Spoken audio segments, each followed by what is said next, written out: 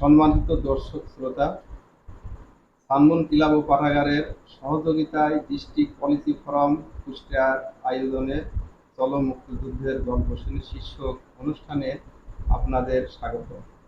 আজকে আমাদের মাঝে অতিথি হিসাবে উপস্থিত আছেন বীর মুক্তিযোদ্ধা জনাব মঈনুদ্দিন। আপনাকে এই অনুষ্ঠানে স্বাগত জানাচ্ছি। আমি মোহাম্মদ সাইফুল ইসলাম, সহ সাধারণ সম্পাদক সানমুন ক্লাব এবং ডিপিএর সদস্য কুষ্টিয়া। আমাকে কারিগরি সহযোগিতায় দিচ্ছেন জনাব মোহাম্মদ নয়ন আলী, সদস্য সানমুন ক্লাব ও পাঠাগার। চাচা কেমন আছেন? আলহামদুলিল্লাহ, খুব ভালো আছে। আজকে আপনার কাছে আমরা মুক্তিযোদ্ধার গল্প শুনব। আপনি কোন সেক্টরে যুদ্ধ করেছেন? 8 নম্বর সেক্টরে। আপনার কেন যুদ্ধ করেছেন? দেশ বাঁচানোর জন্য। দেশ বিপদে পড়ছিল, দেশের জনগণ বিপদে পড়ছিল।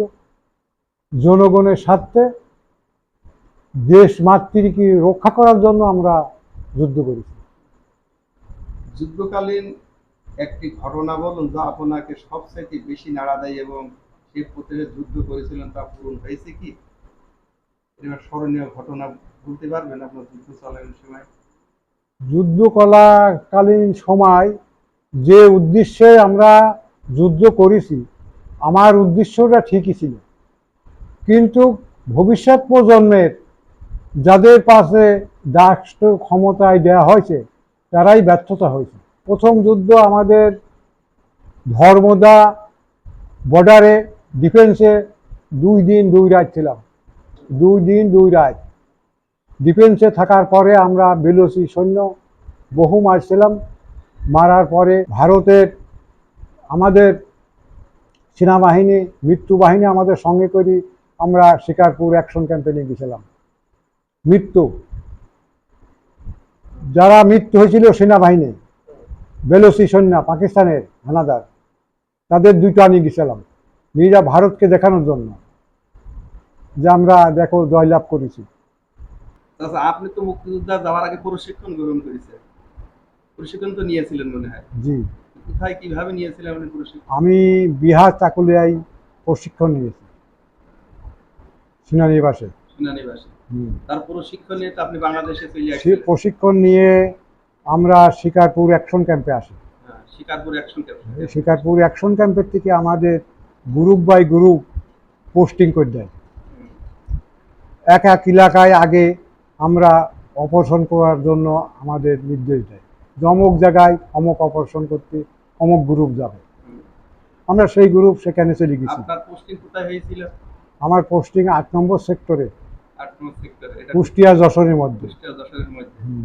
আপনার সহযোগিতা আরো লোকজন ছিল? হ্যাঁ, আমার গ্রুপে ছিল রাশেদ আলী, আমার গ্রুপে ছিল মানোয়ার মাস্টার মধুপুরের, আমার গ্রুপে ছিল মাসেম মধুপুরের, আমার গ্রুপে ছিল ওই কৌশের রসুনপুর, মোজাম্মেল হক সচিবালয় চাকরি করত আমার গ্রুপে ছিল আস্তানাগরের চেয়ারম্যানের ছেলে আবু হেনা, আমার গ্রুপে ছিল দহকলার দুকি, তার মাস্টার ছিল না দুকি, তারপরে মনসুর। আপনার এই কমান্ডার সেক্টর প্রধান হিসাবে কি দায়িত্ব ছিলেন মনে আছে? 8 নম্বর সেক্টরের মেজর আবু উসমানী ছিল।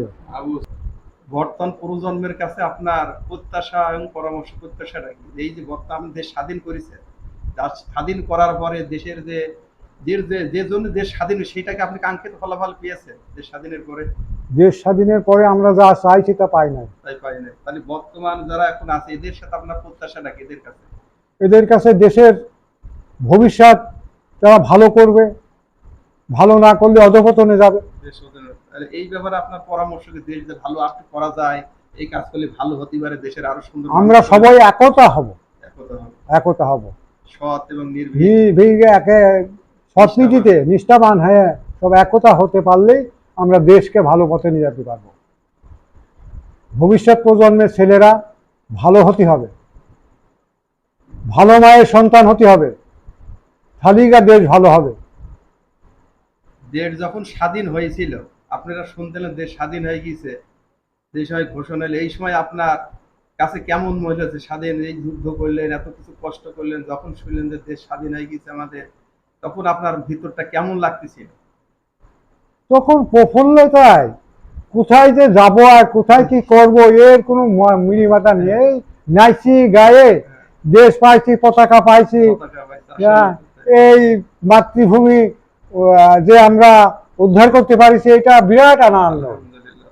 আজকের এই অনুষ্ঠানে আপনার মূল্যবান সময় দেওয়ার জন্য ডিস্ট্রিক্ট পলিসি ফোরাম কুষ্টিয়া ও সানমুন ক্লাব পাঠাগারের পক্ষ থেকে আন্তরিক কৃতজ্ঞতা ও ধন্যবাদ জানাচ্ছি।